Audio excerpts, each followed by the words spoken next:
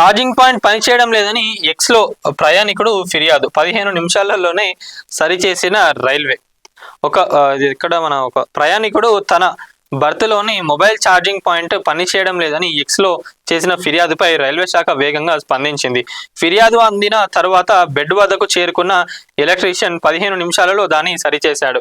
దీనిపై ఇది పురోగతికి సంకేతం అని ఒక నెటిజన్ పేర్కొన్నారు. ఇది నవభారత రైల్వే అని మరొకరు కామెంట్ చేశారు.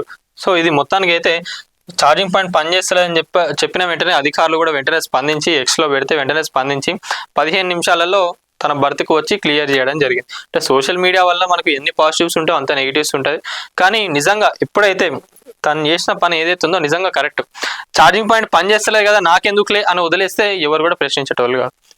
ఇప్పుడు 100 మందిలో ఎవరో ఒకరు ప్రశ్నించేటోళ్ళు ఉంటారు కదా, ప్రశ్నించినప్పుడే దానికి ఆన్సర్ రావడమో లేదా ఏదన్నా దాన్ని సరి చేయడమో ఏదో ఒకటి ప్రశ్నించినప్పుడే దానికి ఒక ఆన్సర్ అనేది వస్తుంది. ఎప్పుడైనా కూడా ఆ ప్రశ్నించేది ప్రతి ఒక్కరిలో కూడా రావాలి.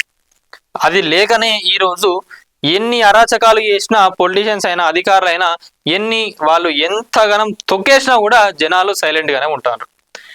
ప్రశ్నించేటోడు ఉన్నప్పుడే వాళ్ళని ఎదిరించినప్పుడే మనకు ఏదైనా కూడా దక్కుతుంది. సో ఈ రోజు దానికి నిదర్శనం ఏదంటే ఇదే. అరే దీనికి ఇంత పెద్ద లింక్ ఎట్లా పెడతావరా అంటే ఎస్ ఉన్నది.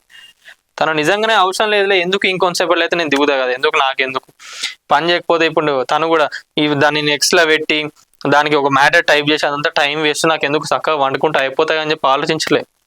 దాన్ని ఎందుకు సరి చేయరు? నేను ఇంత ఫేర్ పెట్టి నేను ట్రావెల్ చేస్తున్నప్పుడు దాంట్లో ఉన్న సదుపాయాలు అవన్నీ కూడా కరెక్ట్గా ఉండాలి కదా అని ఆలోచించి మళ్ళీ ఇంకొంతమందికి ఎట్లుంటుందంటే నాకే ఇట్లుంది, నా తర్వాత ఇంకెవరైనా వస్తే వాళ్ళకు కూడా ఇబ్బందే కదా అన్న యాంగిల్లో ఎవరైతే ఆలోచించి ప్రశ్నిస్తారో అట్లాంటి వాళ్ళు ఇంకా రావాలి.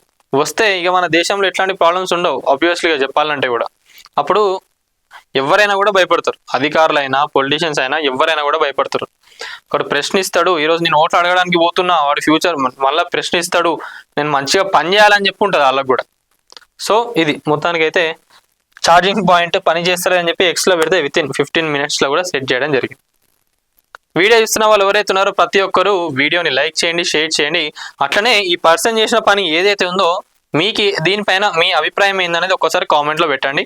ఛానల్ని సబ్స్క్రైబ్ చేసుకోండి. Thank you.